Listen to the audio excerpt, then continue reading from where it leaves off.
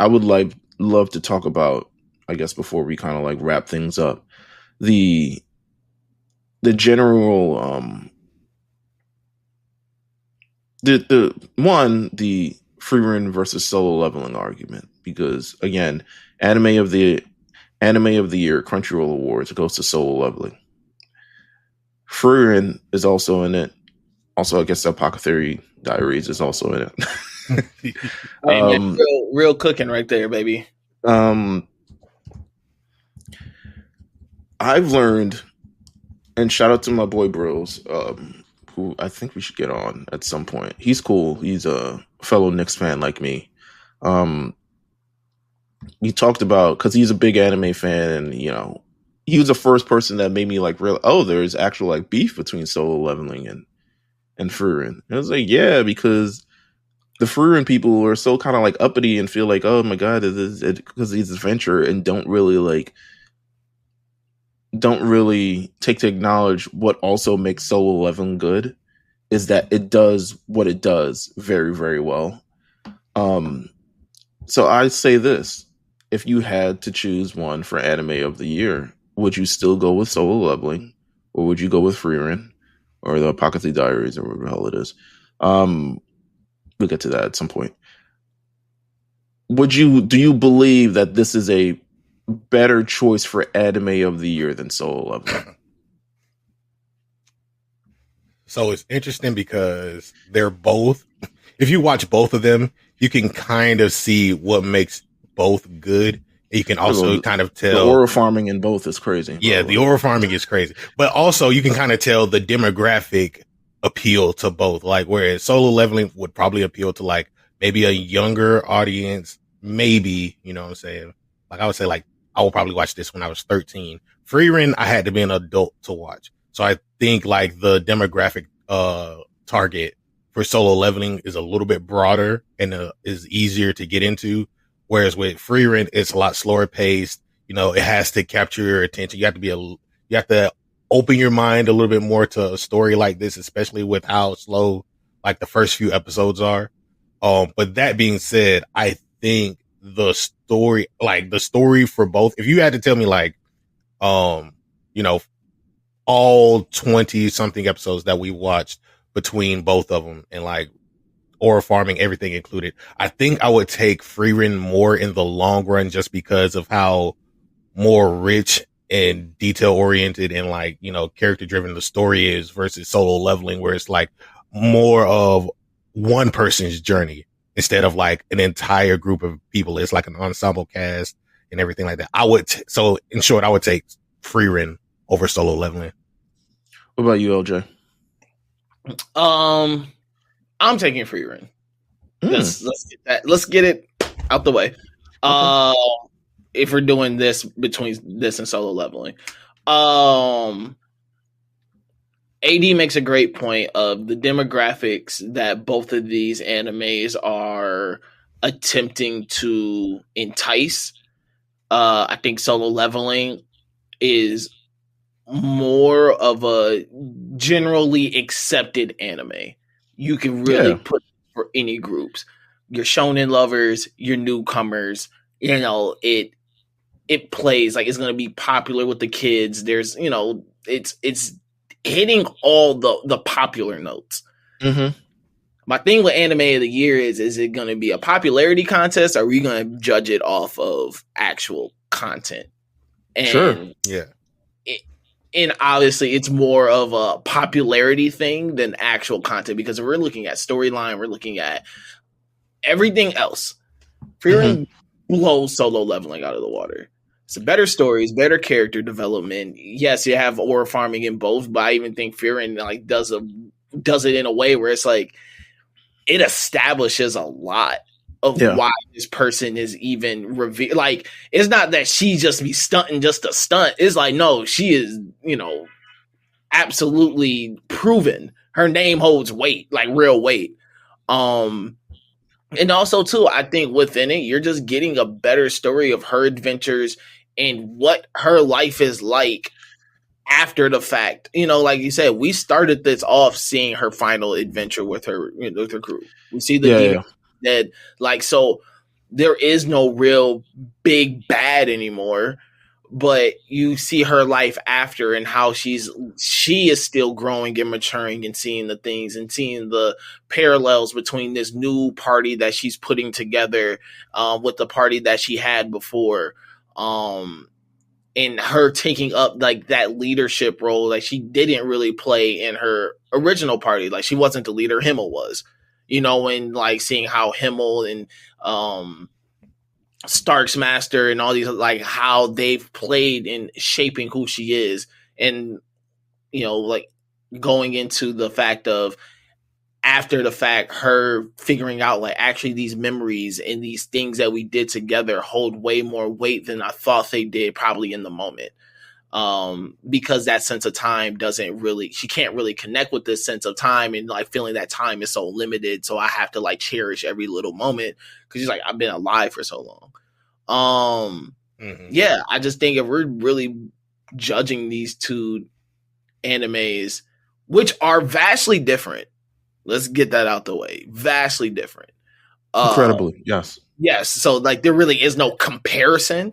Sure. But if we're judging it off of a criteria of content, story to all these other things, Frieren, it like kind of laps Solo Leveling in a lot of other areas. So I'm personally choosing this because, you have to sit down and pay attention, but I think that's it for every good story. You have to sit down and pay attention. You can't, Solo Leveling, you could just put on in the background, or you can just put on and I could look up from my phone every 5 minutes and kind of understand like, oh, he just leveled up again and just killed another guy. Okay, that's cool. I'm not even trying to be contrarian, but I do think that there is no, I was surprised in Solo Leveling 1 because I thought Don would have won. It seemed like it had the push. But Solo Leveling, I think when you describe kind of like what the singular anime that defined a year was, and considering how popular it was, considering how many people got into it, seemingly how much of a entry level anime that it kind of is, which is hard to like build nowadays, right? Like we're looking for the next big anime, we're looking for it through Shonen Jump or looking through it through Viz, and then we find it as a South Korean webtoon, Solo Leveling, that just kind of comes out of nowhere and really takes things by storm. I do think Solo Leveling is like, this is like NSYNC versus the Backstreet Boys, where Frieren is the Backstreet Boys, longer career, maybe more established, way more songs, can probably actually sing most of them. But NSYNC peaks are just incredibly high. And that is why they're more remembered, or at least more praised, or at least go down in pop culture way more than the Backstreet Boys. Solo Leveling, it's not the greatest story, but it does what it does very well in the development of this one character, which is, again, the name is in the name. It's Solo Leveling.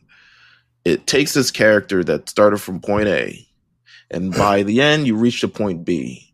But again, he's going through different hurdles and different things and different experiences. And while this universe isn't as vast as Frieren, it managed to accomplish what it accomplishes very well. And that's with the fighting, even with the aura, with the development of the main character, and kind of like the little sub story. You know what I'm saying? Like there is a little bit of a story to it. It's not the greatest story, don't get me wrong, and it's a very surface level story in a sense, but it does what it does very, very well. I wouldn't blame you if you chose Frieren beyond Journey's End, because I think overall it is the more rich anime for sure.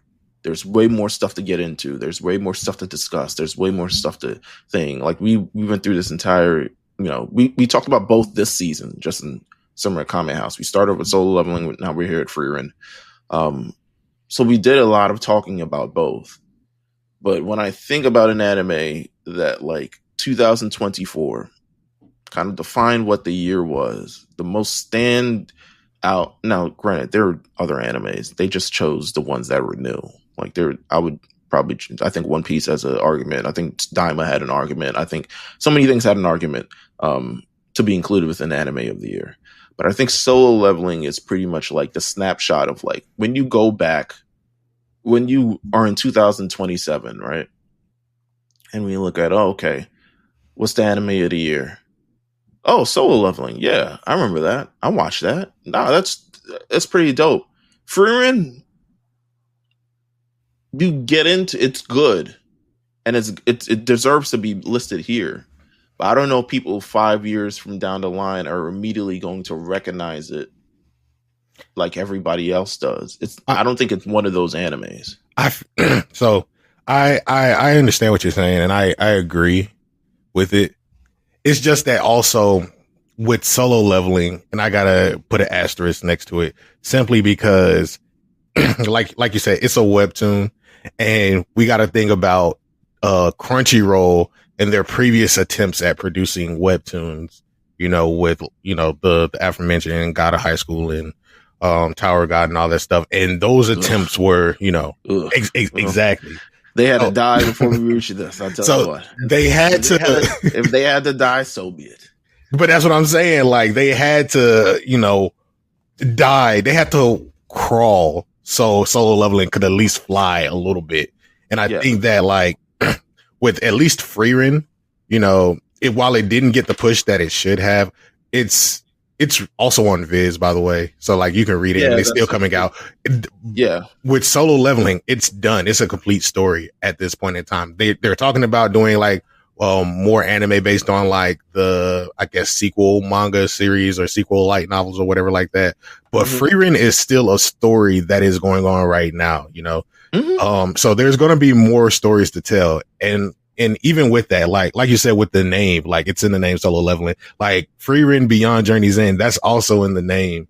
So, like, we rarely get stories that talk about, like, what happens beyond someone's first adventure. We always go through the adventure with the characters, whether they're young or anything like that. Like, we just did Kaiju number 8 last week, where we go through Kafka's journey. Even though he technically didn't have one, he finally got a chance to have his own character journey.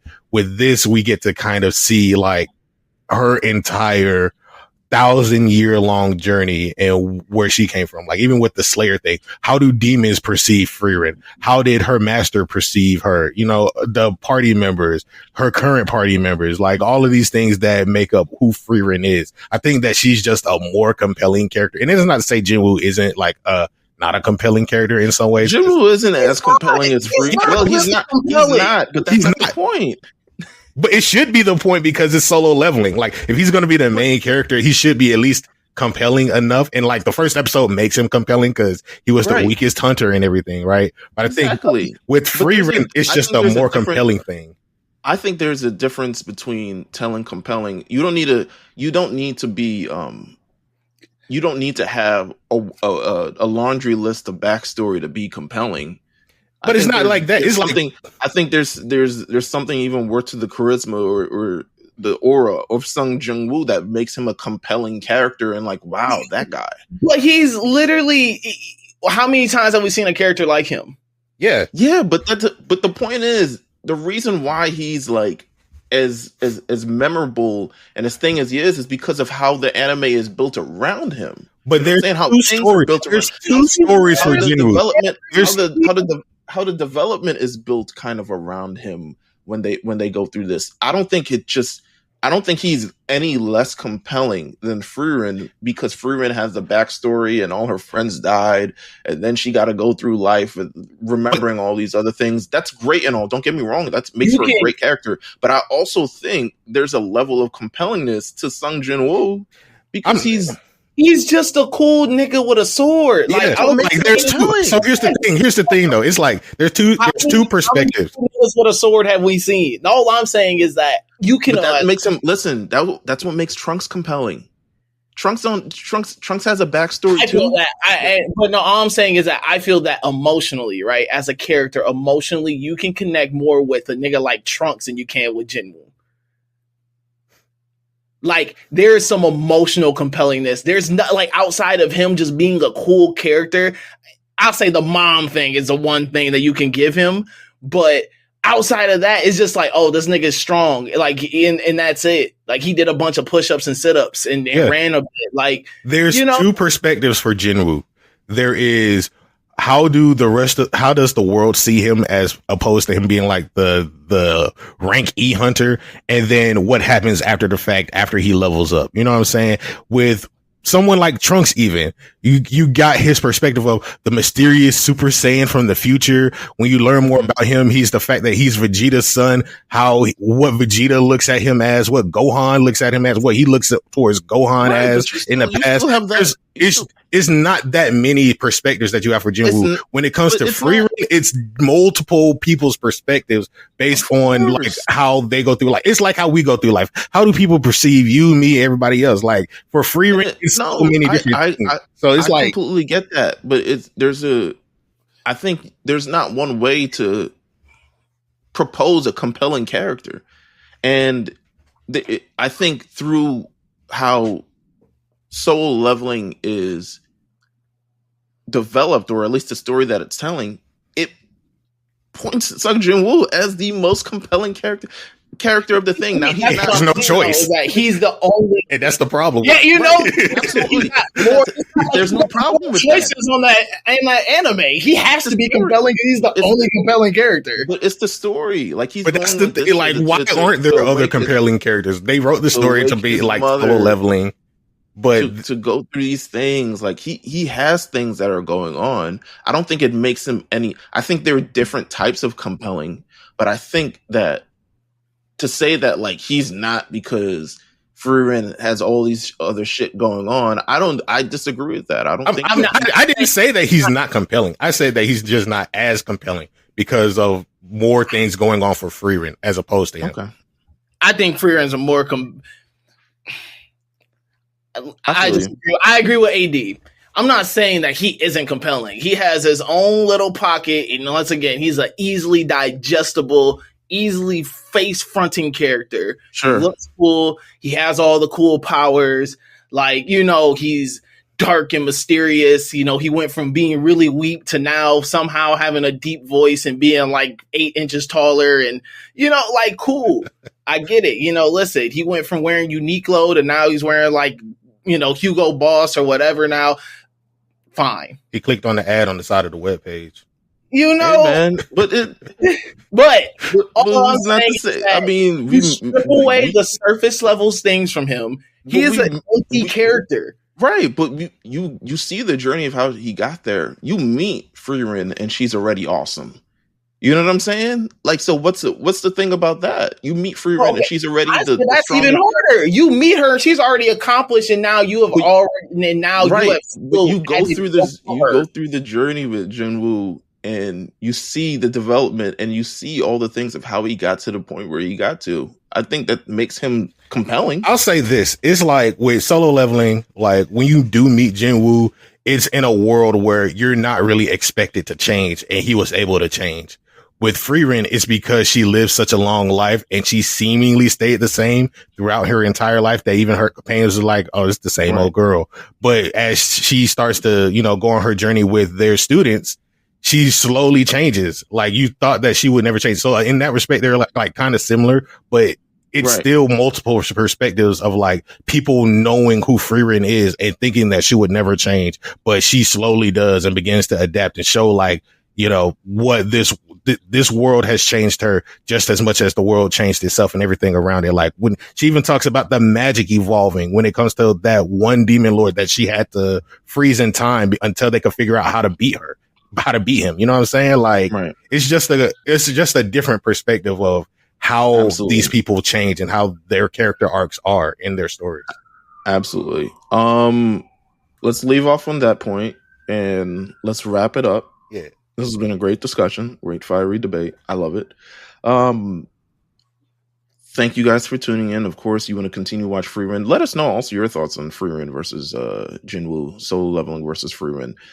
Let us know your thoughts, whether it's in the Discord or on Twitter or something along those lines, or YouTube, since YouTube popping for us. Let us know your thoughts on this.